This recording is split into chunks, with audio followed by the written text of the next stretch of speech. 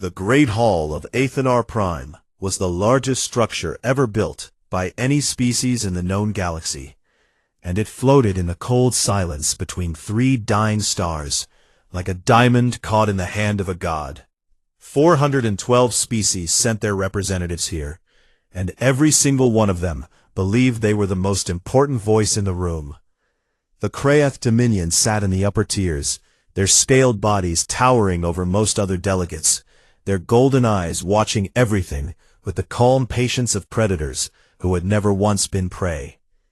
The Velshan Syndicate occupied the eastern wing, their thin insectoid frames draped in robes woven from liquid metal, their translators humming softly as they calculated the profit margins of every word spoken on the floor. And then there were the humans.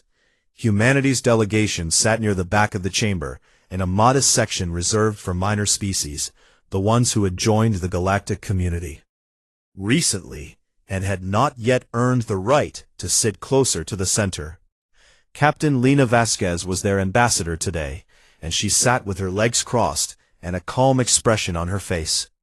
Her dark hair pulled back, her uniform simple and undecorated compared to the jeweled armor and flowing ceremonial garments of the species around her. Humanity had been part of the conclave for just under 2 centuries, and in that time they had done nothing remarkable by galactic standards. They held 12 colony worlds, traded fairly, paid their dues, and never started a war. Most species could not even remember the name of the human homeworld. To the galaxy, humans were background noise, a small and quiet species that smiled too much and asked too many questions. That was about to change.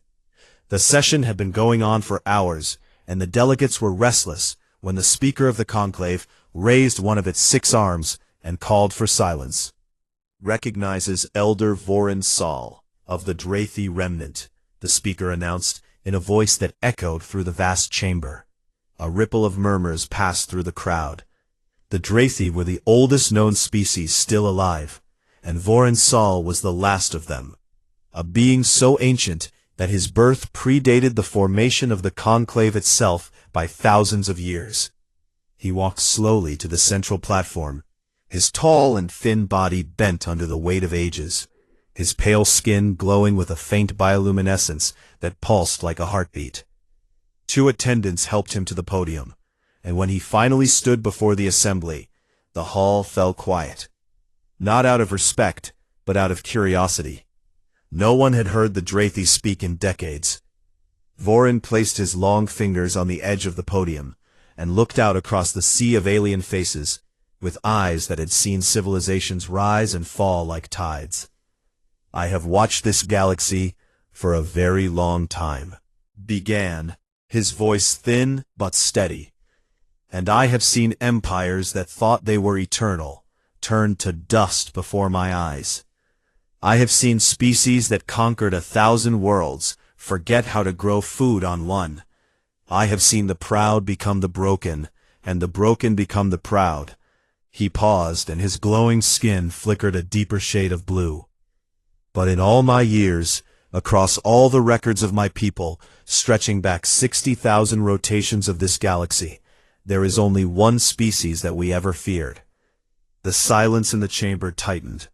It was not the Kraeth, he said, and a few of the scaled delegates shifted in their seats. It was not the Velshan, or the Tyranni, or the hegemony of Silt. It was a small species, from a small world, in an unremarkable corner of the galaxy. He turned his ancient gaze toward the back of the room, where the human delegation sat. It was them. Lena Vasquez felt every eye in the chamber turn toward her, and she kept her expression neutral, though her heart beat faster. A loud bark of laughter broke the tension, and it came from Dominion Lord Krethar Voss of the Kraeth, a massive warrior whose scarred face twisted with amusement. "The humans?" he called out, not even bothering to use proper speaking protocol. "You drag yourself from your deathbed to warn us about the humans?" Laughter spread through the upper tiers, and even some of the neutral species smiled. Vorin did not react to the laughter, and he waited until it faded before continuing. 60,000 years ago, my people sent observers to their world, he said. We watched them when they were still painting on cave walls and killing animals with sharpened sticks. We watched them discover fire, and we noted it in our records, the way you might note a child learning to walk. But then something happened that made us stop and pay attention. They began to kill each other, for food, not for survival, but for ideas. They built cities and then burned them down, and then built them again, bigger and stronger. They split the atom of their own world, and instead of celebrating, they pointed the result at each other. They went to their moon, not because it was easy, but because another group of humans might get there first. Every disaster, every war, every catastrophe that would have destroyed any other species only made them more dangerous. He leaned forward, his glow intensifying. They do not simply adapt, they transform. They reinvent themselves at a speed that defies every model of civilizational development we have ever created. My people had a classification system for species, thousands of categories based on intelligence, aggression, creativity, and survival instinct. Humans are the only species in our records that we placed in a category we had to invent just for them. Adaptive apex predator. Civilizational scale. The laughter had died completely now, but the silence that replaced it was not fear. It was disbelief. Syndicate broker Alith Kwan leaned toward her aide and whispered, "The old fossil has lost his mind." Krethar Voss crossed his massive arms and shook his head. Vorin looked across the assembly one final time, his expression heavy with something that looked like grief. "I am not asking you to fear them," he said. "I am asking you not to give them a reason to show you why you should. Do not corner them. Do not mistake their kindness for weakness. Do not assume that because they are quiet, they are harmless. Because the humans have a saying on their world, one I found in their earliest records. Beware the anger of a patient man." He stepped back from the podium, and the chamber was still for a long moment, before the noise returned. Not applause, but dismissal. Delegates turned to each other, shaking their heads, and clicking their mandibles, and flashing their chromatophores in patterns that all meant the same thing.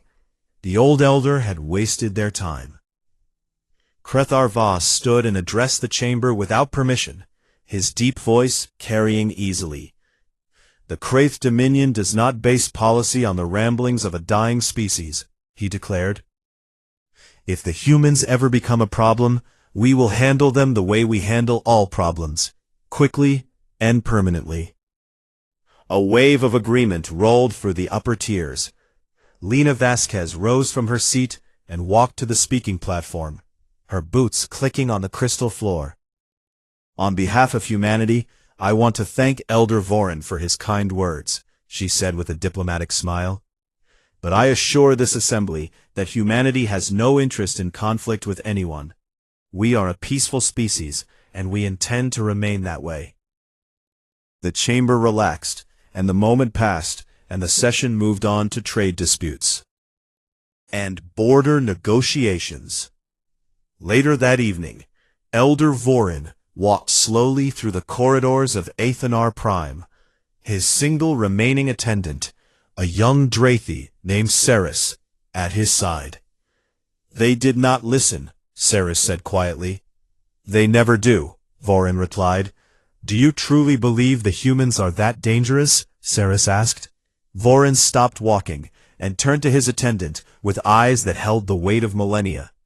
"I have watched 12,000 species rise and fall across this galaxy," he said, "and most of them followed the same patterns. They grew, they peaked, they declined, they vanished. But the humans do not follow patterns, they break them. Every single time the universe has tried to destroy them, they have come back stronger, angrier, and more creative than before. That is not a species you provoke, Ceres.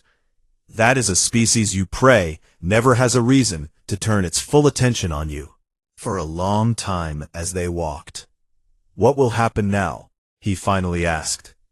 Vorin looked out through a viewport at the endless stars, his glow fading to almost nothing. "Something will happen," he said softly. "It always does, and when it does, the galaxy will remember this day and wish it had listened." He turned away from the stars and continued walking into the dim corridor, his light flickering like a candle in the wind. Behind him, through the viewport, a small blue-white star glimmered in the distance, the star that warmed the world called Earth. And the galaxy continued to spin, ignorant and unafraid, as it always had been. 18 months after Elder Vorin gave his warning, the galaxy had forgotten his words completely, and the conclave moved forward as it always did, with greed dressed up as diplomacy. The Tannhauser Corridor was a stretch of space roughly 400 light-years long that contained more raw resources than most empires could use in 1,000 years, and it sat right in the middle of 3 competing powers, like a piece of meat between hungry dogs. Humanity's colony world of New Carthage was located at the narrowest point of the corridor, making it the key to controlling the entire region. New Carthage was a green and beautiful world, with 2 small moons, and a population of 1.5 billion people who had built their cities into the sides of great valleys and along the edges of warm oceans. Children went to school there, and farmers grew crops, and scientists studied the strange crystal formations that grew in the northern mountains, and it was the kind of place where people planned for the future because they believed they had one. The Kraith Dominion wanted the corridor, and they did not want to share it. Dominion Lord Krethar Voss had spent the 18 months since Elder Vorin's speech building alliances and calling in favors, and whispering into the ears of every species that owed the Kraith a debt. The Velshan Syndicate wanted the corridor too, but they preferred to let others do the fighting while they handled the money. Syndicate broker Eilith Kwan sat in her private chamber aboard a Velshan trading station and watched the diplomatic negotiations between humanity and the Kraith with cold, compound eyes. She already knew how the talks would end, because she had paid 3 of the Kraith negotiators to make sure they failed. The negotiations collapsed on a Wednesday. The human delegation walked out after the Kraith representative placed a set of demands on the table that were designed to be impossible. To accept, surrender New Carthage, abandon 4 other colony worlds, and accept a permanent Kraith military presence in human space.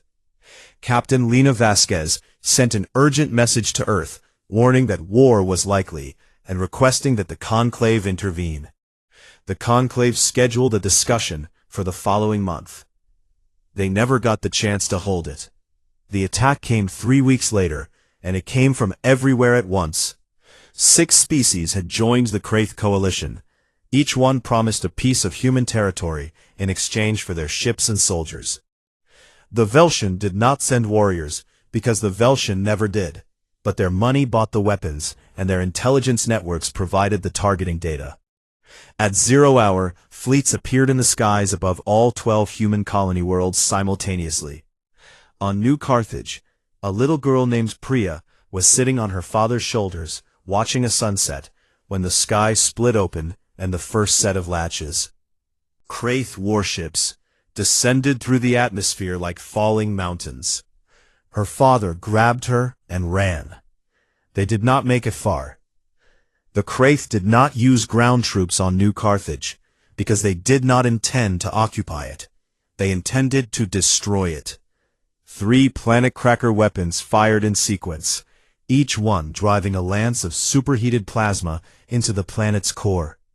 And within 6 hours, the world that 1.5 billion people called home broke apart like an egg. On Earth, the orbital defense grid fought back hard, and the human navy threw everything it had into the battle. But they were outnumbered 12 to 1, and the coalition forces had been planning this for over a year. Admiral Cale Morrow was commanding the defense of Earth's orbital stations when a Kraith gravity bomb tore through the hull of his flagship and killed everyone on the bridge except him. He lay in the wreckage with blood running down his face and one arm broken. watched through a shattered viewport as the Coalition fleet rained fire on the planet below. The great cities of Earth burned. Mumbai and Shanghai and Lagos and Sao Paulo and Berlin and Cairo.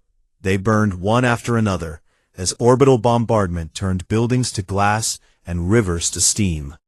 Morrow pulled himself to a functioning console with his one good arm and sent out a distress call on every human frequency. No one answered. On the colony world of Haven, the Coalition used a different approach: biological weapons, releasing an engineered plague into the atmosphere that killed every human it touched within 12 hours. Mothers held their children and watched them stop breathing, and then stopped breathing themselves.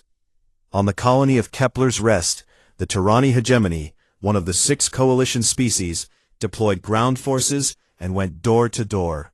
It was not a battle, it was an execution. The whole thing took 72 hours.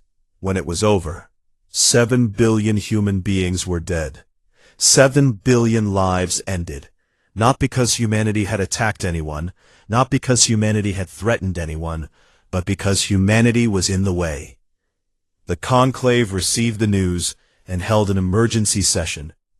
The speaker called for order, and delegates expressed what they called deep concern, and several species proposed sanctions against the Kraith that everyone knew would never be enforced. Krethar Voss attended the session by hologram, his scarred face filled with satisfaction that he did not bother to hide. The Tannhauser corridor is now open for joint development, he announced. The obstacle has been removed. Not one species in that chamber stood up and called it what it was: genocide. Not one species demanded justice. Not one species offered the surviving humans shelter or aid. Instead, they quietly accepted the new trade agreements that the Veltian Syndicate had already prepared. Aelith Kwan watched the proceedings from her private box and calculated the profits. In a small medical bay, on a crippled station orbiting the ruins of Mars, Admiral Cale Morrow sat on the edge of a bed while a medic wrapped his broken arm. His face was burned, and his uniform was torn, and his eyes were the eyes of a man who had watched his world die. A young officer approached him with a tablet showing the casualty reports, and Morrow took it with his good hand and read the numbers in silence. 7 billion dead across 12 worlds. 4 billion survivors scattered across deep space stations and generation ships and mining outposts, and anywhere else that the Coalition had not thought to look. The young officer waited for orders. Morrow set the tablet down and stared at the wall for a long time. "Close everything," he said finally, his voice quiet and flat. "Sir?" the officer asked. "Every embassy, shut it down. Every trade route, cut it. Every communication channel we have with any alien species, go dark." "All of them, sir?" "All of them." "What do I tell the other commanders?" Morrow looked at the officer and something moved behind his eyes, something cold and old and patient. "Tell them to gather everyone we have left," he said. "Tell them to go quiet and go deep, and tell no one where they are." "And then what, sir?" Morrow stood up and walked to the viewport and looked out at the debris field that used to be Earth's moon, shattered during the battle into a ring of broken stone. "And then we get to work." Within 48 hours, every human presence in the known galaxy went silent. Embassies were empty when alien security forces arrived to check on them.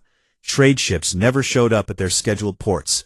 Communication channels carried nothing but static. It was as if 4 billion people had simply vanished into the black. The galaxy noticed the silence, but did not worry about it. "They are broken," Krethar Voss told his generals. "A species does not recover from a blow like that. In a generation they will be gone entirely, and we will not even remember their name." Aelith Kwan agreed, and shifted her attention to the next profitable venture. The conclave removed humanity's seat from the assembly hall, and gave it to a newly spacefaring insectoid species from the outer rim. Life went on. On the far side of the galaxy, hidden in the shadow of a dead star. Elder Voron Sol sat in his chamber and listened to the reports of what had happened. His bioluminescent skin had faded to almost nothing, and his body was failing, but his mind was still sharp. He called Saris to his side and dictated a message, a single transmission, unencrypted, broadcast on every frequency for all the galaxy to hear. To the members of the Galactic Conclave, said, "You have not killed humanity. You have only made it angry. I told you not to corner them. I told you not to mistake their kindness for weakness. You did not listen. What comes next, you have earned." The message was received by thousands of species across the galaxy. Most deleted it without reading it. Krethar Voss read it and laughed. Ilith Quan read it and shrugged.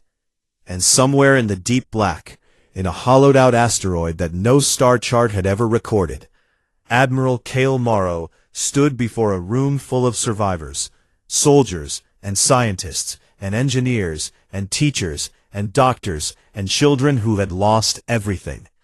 "They think we are dead," he told them. "Good, let them think it.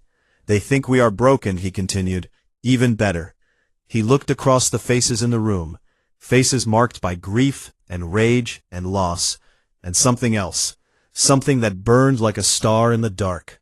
"We are going to survive," said, "and we are going to build, and when the time comes, we are going to make them answer for every single life they took. Every single one."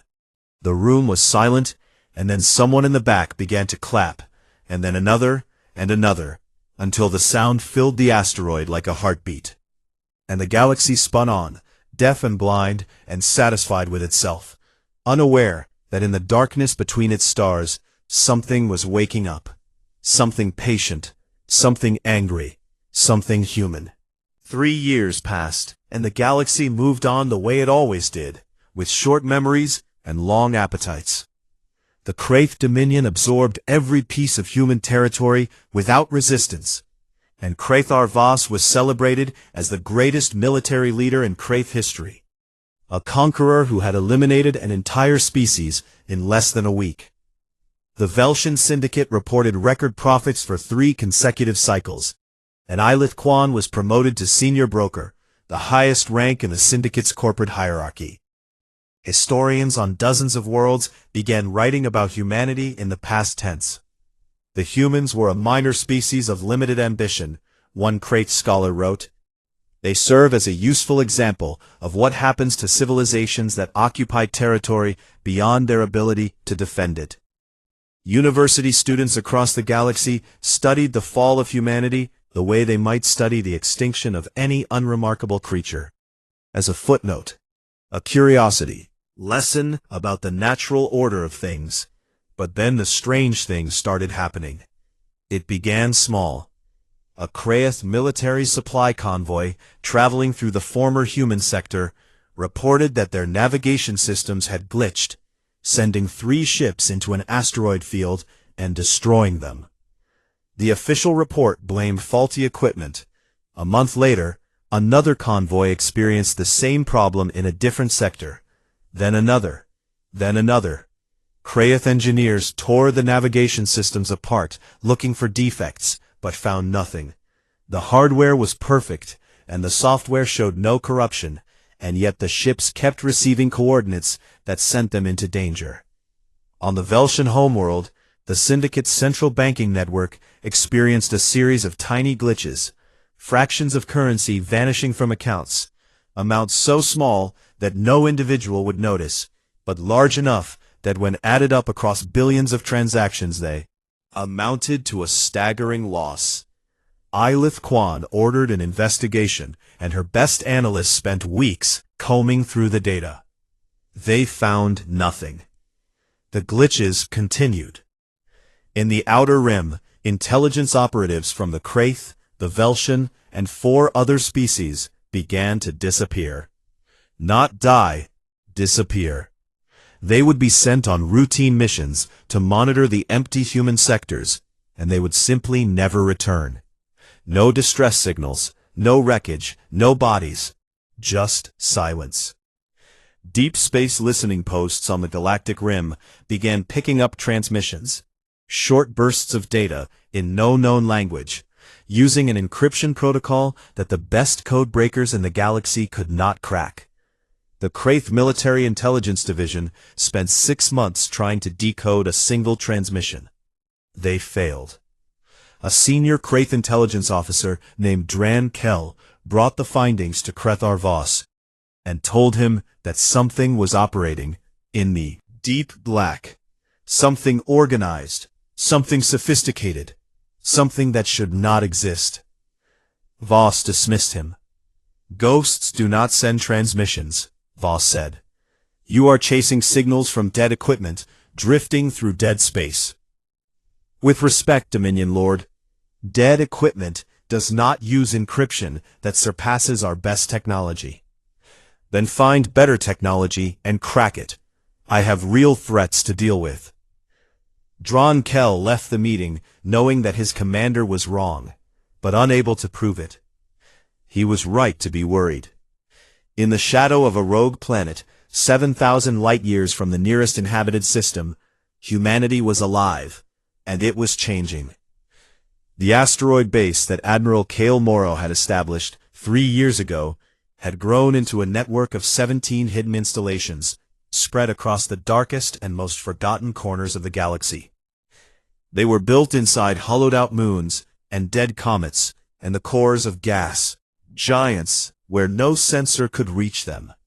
4 billion survivors had become a civilization in exile, lean and hard, and driven by a purpose that burned in every single one of them.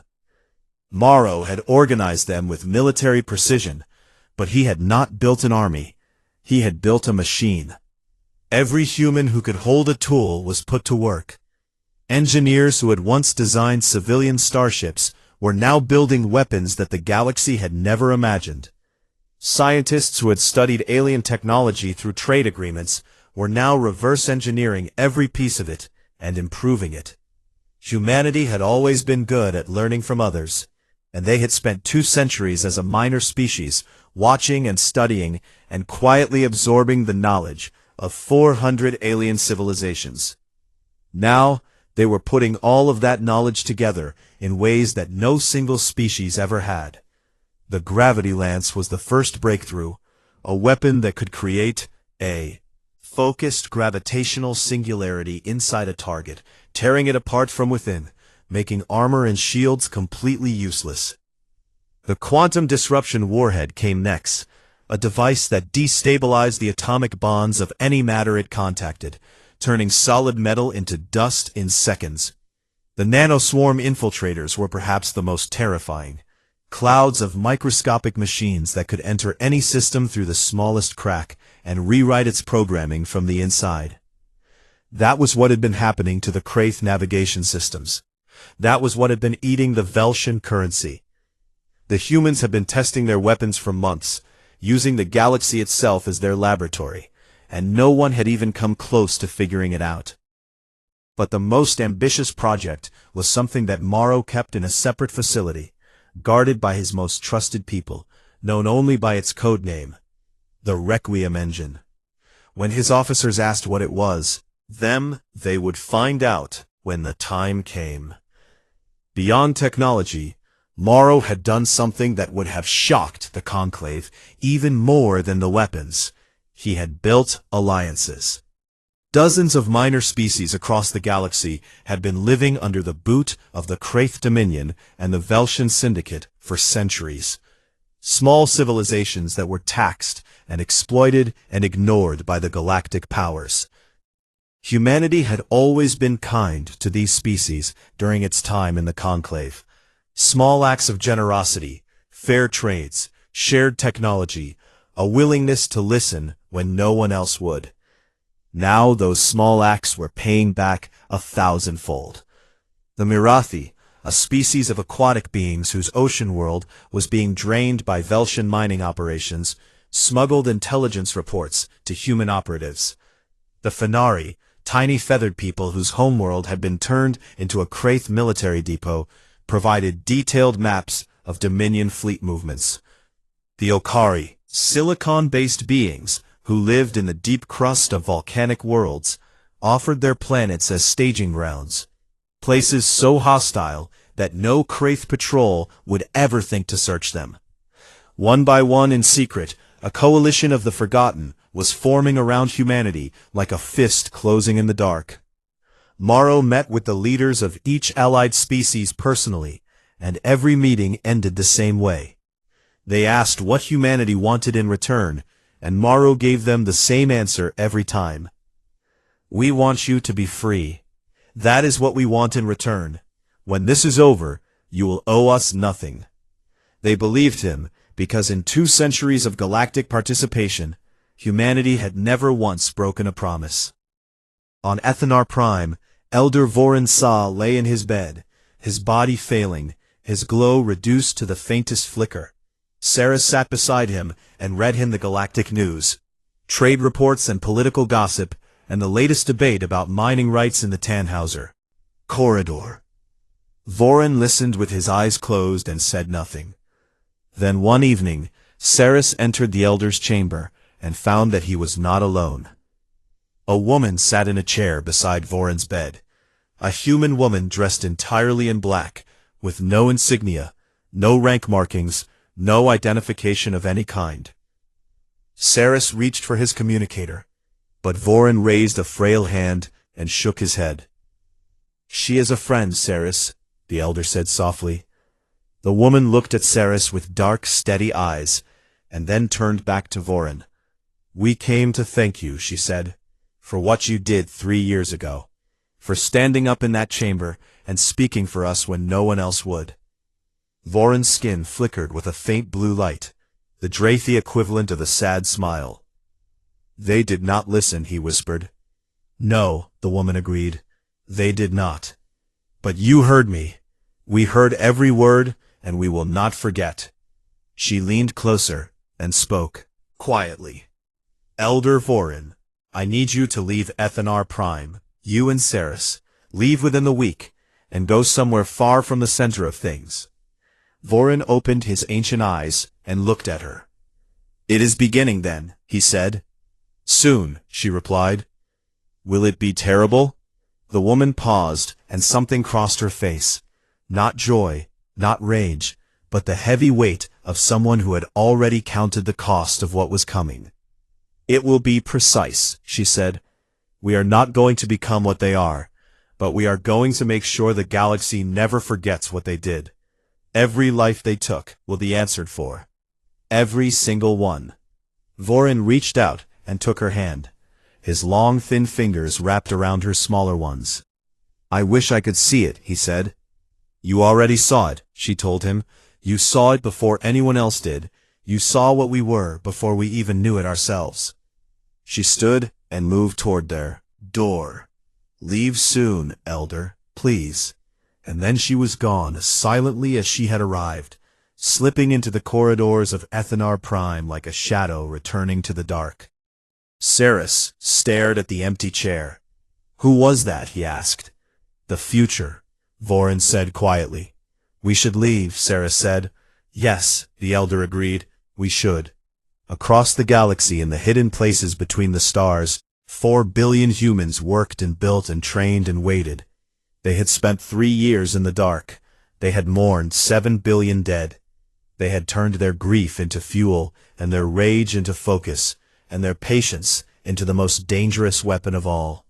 Admiral Morrow stood on the command deck of his new flagship, a ship with no name, only a designation, built from stolen technology and human ingenuity and 3 years of silent fury. He looked at the star map that showed every Kraith military installation, every Velshan financial hub, every fleet position, every supply line, every weakness in the galactic power structure that humanity had spent 3 years quietly mapping.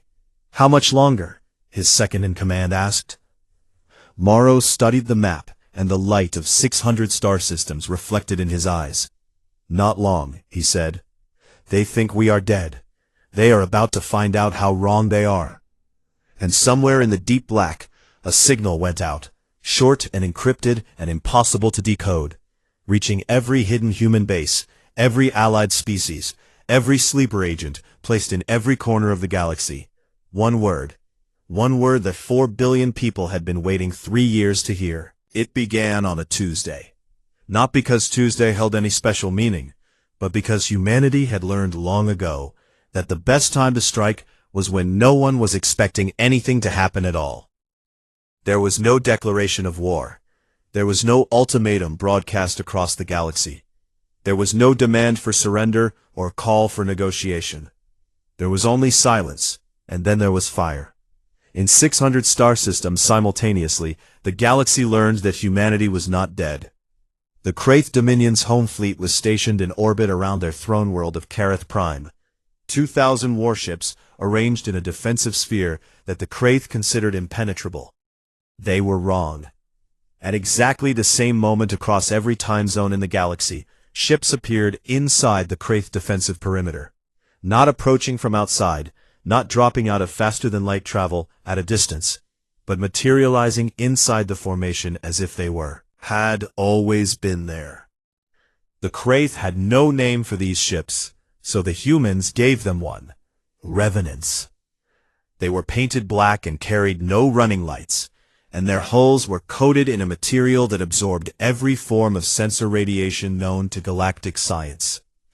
They had been sitting inside the Kraith defensive sphere for 11 days, drifting silently among the Dominion's own ships, completely invisible, waiting for the signal. When the signal came, they opened fire. Gravity lances cut through Kraith capital ships like invisible blades, creating miniature singularities inside their hulls that tore them apart from within. Shields did nothing. Armor did nothing. The most advanced warships in the Kraith fleet crumpled like paper, as forces they could not see and could not understand ripped through them. Kraithar Voss was aboard his command ship when the attack began, and for the first time in his life, the great conqueror felt something he had never experienced before. Fear. "What is happening?" he roared at his officers as the bridge shook and alarms screamed. "Unknown weapons, sir. Our shields are not responding. We cannot target the enemy ships. They are inside our formation." How did they get inside our formation? No one had an answer. In the first hour, the Kraith lost 800 warships, nearly half their home fleet, destroyed by an enemy they could barely see, using weapons they did not understand. The Revenants moved through the Kraith formation like wolves among sheep, striking and vanishing and striking again. And every time the Kraith thought they had locked onto a target, the ship simply was not there anymore. On the surface of Kareth Prime, the Kraith population watched the sky burn as their mighty fleet was torn apart. But the humans did not attack Kareth Prime itself. They did not bombard the Kraith cities or release biological weapons, deploy planet crackers. Instead, they targeted every military installation, every weapons factory, every shipyard, every planet cracker facility, the same facilities that had built the weapons used to destroy human worlds. The message was precise. We are not here to kill your people. We are here to take away your ability to kill ours. While the Kraith Dominion burned, something very different was happening to the Velshan Syndicate. The Velshan had no great fleet to destroy because the Velshan had never needed one. Their power was money, and their weapon was debt, and their empire was built on financial networks that connected half the galaxy. At the exact moment the Kraith fleet began to die, every single one of those networks collapsed. 3 years of quiet infiltration by human cyber warfare specialists had placed nanoswarm agents inside every critical node of the Velshan financial system.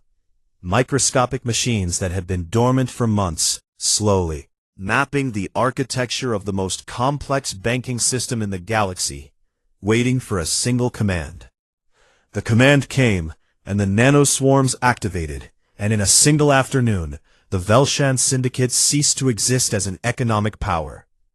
Debts were erased, not just Velshan debts but the debts that hundreds of species owed to the Syndicate, the chains of financial obligation that had kept entire civilizations under Velshan control for centuries.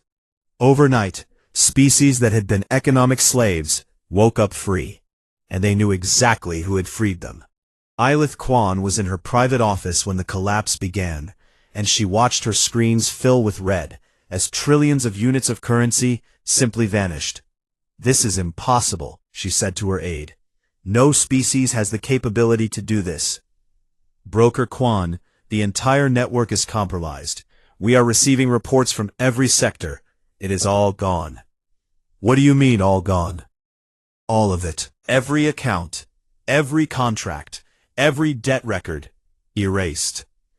Eilith Kwan stood in the center of her office, surrounded by screens showing nothing but zeros, and for the first time in her life, she had no idea what to do.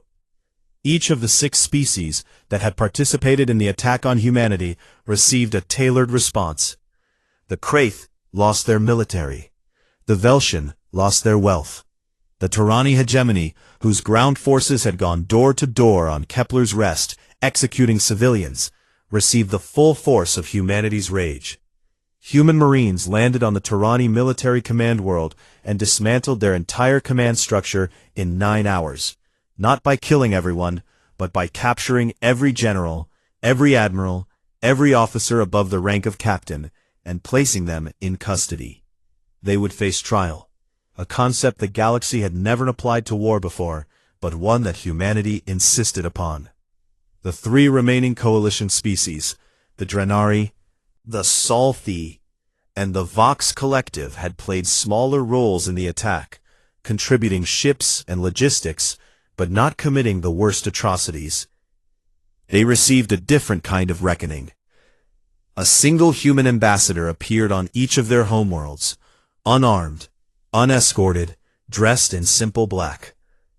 On each world, the ambassador walked to the seat of government and requested permission to speak. On each world, the terrified leaders granted it, and on each world, the ambassador stood before the assembled government and read names. The names of every human being who had died because of ships and weapons and supplies that those species had provided. It took hours. The Drenari ambassador read for 6 hours straight, without stopping. The Salthi ambassador read for 8. The Vox ambassador read for 11.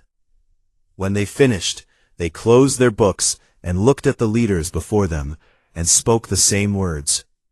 "We know what you did, we know the role you played, and we have chosen not to destroy you for it. Do not mistake this mercy for forgiveness, and do not test it twice." Then they left. On Ethanar Prime, the Galactic Conclave descended into panic. Species that had stood by and done nothing while humanity was butchered now scrambled to distance themselves from the Kraith and the Velshan. Ambassadors who had deleted Elder Voron's warning without reading it now quoted it to each other as if they had believed it all along.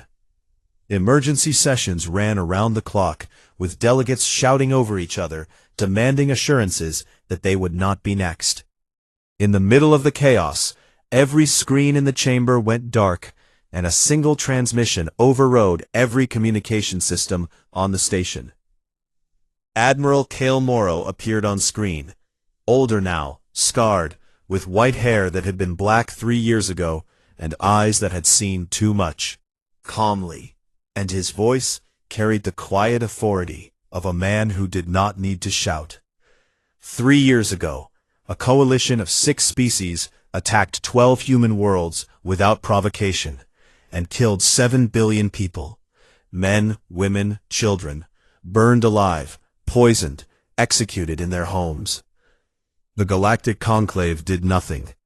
No sanctions, no intervention, no justice. You gave our seat to another species, and you moved on. We did not move on. We did not start this. We are finishing it. Any species that did not raise a hand against humanity has nothing to fear from us. We have no quarrel with you, and we seek no empire. But those who burned our worlds will answer for every life they took, every single one. The transmission ended, and the chamber was silent. Then came the final revelation. Above the ruins of New Carthage, the shattered remains of the colony world where 1.5 billion people had died. Massive structure appeared in orbit. It was the size of a small moon, built from materials the galaxy had never seen, and it hummed with an energy that could be felt across entire star systems. It was the Requiem engine, and it was not a weapon. The Requiem engine activated, and on every frequency in every language spoken by every species in the galaxy, it began to broadcast. Names, faces, stories, the name of every human being who had died in the attack, all 7 billion of them, accompanied by whatever records survived, photographs and voice recordings and letters and medical files and school records and the small precious details of ordinary lives that had been stolen. A farmer on New Carthage who had been growing a new variety of apple and had been so excited to share it with his neighbors. A teacher on Earth who had stayed with her students during the bombardment because she refused to leave them alone. A baby born on Haven 6 hours before the plague hit, who lived for exactly 1 day. 7 billion stories, broadcast into the stars on an endless loop that would run for 10,000 years. The Requiem engine could not be turned off because it had no off switch. It could not be destroyed because its power source was self-sustaining, and its hull was made of the same material as the Revenant ships, impervious to every weapon the galaxy possessed. It simply existed, a monument to the dead that forced the galaxy to listen whether it wanted to or not. Krethar Voss heard the broadcast from his damaged command ship as the remnants of his fleet retreated from Kareth Prime. He heard the names of children. He turned off his communicator, but the broadcast came through every system on the ship, because the nanoswarms had already infiltrated everything. He could not escape it. No one could. Eilith Kwan heard it in her empty office, surrounded by dead. The conclave delegates heard it echoing through the halls of Athanar Prime. Farmers and merchants and soldiers and scientists on 10,000 worlds heard it in their homes and their ships and their workplaces. 7 billion names, 7 billion stories, 7 billion reasons why the galaxy should have listened when an old elder stood before them and said, "Do not provoke the humans." And above the broken pieces of New Carthage, the Requiem engine hummed and broadcast and remembered. Because that was what humans did. They remembered, and they made sure no one else could forget. 6 months after the reckoning, the galaxy was a different place, and everyone in it knew that the old order was dead. The Kraith Dominion had shattered like glass dropped on stone. Without their fleet, and without their weapons factories, and without the fear that had held their empire together, the cracks that had always existed beneath the surface split wide open. Subject species that the Kraith had conquered over centuries rose up in revolt, and Kraith colonies that had been held by military force declared independence one after another. Krethar Voss tried to hold what was left together, but a conqueror without an army is just a loud voice in an empty room. His own generals turned on him, not out of principle, but out of survival, because they knew that the humans were watching, and they knew that anyone who followed Voss was painting a target on their own back. Voss was arrested by his own people, and handed over to the newly formed Galactic Tribunal, a court that had never existed before, because the galaxy had never needed one, or rather had never wanted one. He stood in chains before judges from 30 species, and when asked how he pleaded, he said nothing. He had nothing to say. The Velshan Syndicate existed only on paper, and even the paper was worthless. Without their financial networks, the Velshan had no power, and without power, the Velshan had no identity, because they had never built their civilization on anything except the accumulation of wealth. Eilith Kwan disappeared 3 weeks after the collapse, and no one knew where she went. Some said she had fled to the Outer Rim, others said she had taken her own life, and others said the humans had her. The truth was simpler and sadder. She had simply walked away from everything, and vanished into the anonymous masses of a trading station, where no one knew her name or cared. She was not important enough to hunt. That was perhaps the cruelest punishment of all, for someone who had spent her life believing she was the most important person in every room. The Turani military leader stood trial, and the proceedings were broadcast across the galaxy. The first war crimes tribunal in galactic history. Witnesses testified, survivors of Kepler's Rest who had hidden in basements and sewers, while Turani soldiers killed their families above them. A human woman named Amara Osei took the stand and described in calm and steady detail how she had watched Turani soldiers drag her husband and 2 sons into the street. She did not cry. She did not raise her voice. She simply told the truth, and the truth was enough to make delegates on FNR Prime turn off their screens because they could not bear to watch.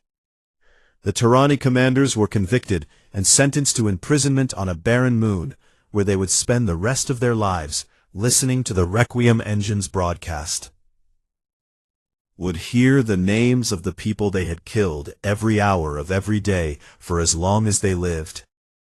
Of the 6 coalition species, 4 underwent regime changes driven not by human force, but by their own populations.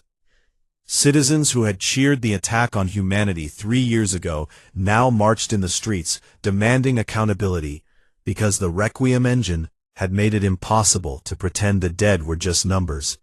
They were people. Every single one of them was a person with a name and a face and a story. And hearing those stories, day after day, had broken through the walls of indifference that the galaxy had built around its conscience.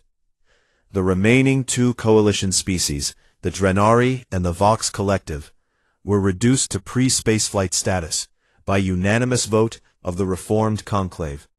Their fleets were dismantled and their colonies placed under joint supervision, and they were told that they could earn their way back to the stars if they proved they could be trusted with the power that came with them. It was harsh, but it was not genocide. It was not planet crackers and biological weapons and door-to-door executions. It was justice, imperfect and difficult, and nothing close to equal to what had been done. But it was justice, nonetheless. And that was the part that surprised the galaxy the most. Humanity did not build an empire. Admiral Kale Morrow was offered the leadership of the conclave, and he refused. He was offered a seat of permanent authority over galactic military affairs, and he refused that too. He was offered territory, vast stretches of space that the Kraith and Velshen had once controlled, and he refused all of it. "We did not do this to become what they were," he told the assembly when he finally stood before the conclave in person, his scarred face and white hair making him look decades older than his actual age. "We did this so that what was done to us could never be done to anyone again. If we take their place, if we sit in their chairs and hold their power and rule by the same fear they used, then we have lost, not the war, but something more important. We have lost ourselves." Instead, humanity proposed something that had never existed in the history of the galaxy: a new compact, a reformed galactic charter with actual enforcement mechanisms and real consequences for aggression, and a set of protections for minor species that could not be overridden by the powerful. The founding principle was simple, and it was written in every language spoken in the galaxy. Never again. The minor species who had allied with humanity in the Dark Years rose to prominence in the new compact: the Marathi, the Fenari, the Okari, and dozens of others who had been invisible under the old order. They were given seats at the table, not as tokens but as partners, and humanity made sure that their voices carried the same weight as anyone else's. It was not a perfect system, because no system built by living beings ever is, but it was better than what had come before, and it was built on something the old conclave had never had: accountability. Captain Lena Vasquez, who had spent the war years coordinating the Alliance network from a hidden base in the Okari volcanic fields, was elected the first Secretary General of the new compact. She accepted the position with a short speech that she delivered without notes. "I stood in this chamber years ago and told you that humanity was peaceful," she said. "I was telling the truth. We are peaceful. But we are not harmless, and the galaxy has learned the difference. My job now is to make sure that no species ever has to learn it again." A week after the new compact was ratified, Vasquez traveled to the Drathi Memorial World, where Elder Vorin Sol had been laid to rest. He had died during the reckoning, passing quietly in his sleep on a small station in the Outer Rim, where the human woman in black had arranged safe passage for him and Saris. He had lived long enough to hear the first reports of the reckoning, and Saris said that the old elder had smiled, the faint blue glow of his skin brightening for just a moment before it went out forever. Vasquez walked alone through the memorial garden where Vorin's ashes had been scattered among bioluminescent flowers that glowed in the same pale blue as his skin. She knelt beside a small stone marker and placed something on it, a single white candle, lit and flickering in the gentle breeze. It was a human tradition, older than spaceflight, older than electricity, older than almost anything, a small light to honor someone who had gone into the dark. "You were the only one who saw us clearly," she said softly. "Before we even knew what we were, you knew. You stood up for us when no one else would, and the galaxy laughed at you, and you did it anyway. Ah, we will not forget that. We will never forget." She stayed until the candle burned halfway down, and then she stood and wiped her eyes and walked back to her shuttle. She had work to do, a galaxy to help rebuild, old wounds to tend, new systems to create, 1,000 problems that had no easy answers. But the hard part was over. The dying was done. Now came the harder work of living. On the other side of the galaxy, on a small space station near the Kraith border, a young Kraith diplomat named Terrace Ven stepped off a transport and into a human-operated facility for the first time in her life. She was 23 years old, and she had been a child when the attack on humanity happened, and she had grown up hearing the Requiem engines broadcast every single day of her life. She knew the names of human dead better than she knew the names of her own ancestors. She was terrified. Clean and well-lit, and smelled like coffee, a human drink she had read about but never tasted. A human man was waiting for her at the end of the corridor, middle-aged, with kind eyes and laugh lines around his mouth, and hands that looked like they were more used to building things than breaking them. He smiled when he saw her, and extended his hand. "Welcome aboard," he said. "You must be Diplomat Ven. I am Thomas Chen, your liaison for the peace talks." She looked at his hand, and then at his face, and she searched for the anger she had expected to find, the rage, the hatred, the desire for revenge that she had been warned about. She did not find it. She found something else, something warm and steady and patient, something that looked like it had survived a terrible fire and come out the other side, still capable of kindness. She took his hand and shook it.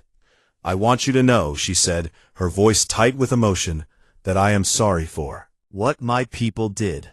I know that does not fix anything, but I needed to say it." Thomas Chen looked at her for a long moment, and then he nodded. "Thank you," he said. "That means more than you know." He gestured down the corridor. "Come on, I made coffee. Have you ever had coffee before?" "No." "Then you are in for a treat. Fair warning, though, it is a little bitter at first, but most humans think that is the best part." She walked beside him down the corridor, and the tension in her shoulders began to ease, just a little. "Diplomat Ven," he said as they walked, "I want you to know something." "Yes?" "We do not want you to be afraid of us. That was never the point of any of this." "Then what was the point?"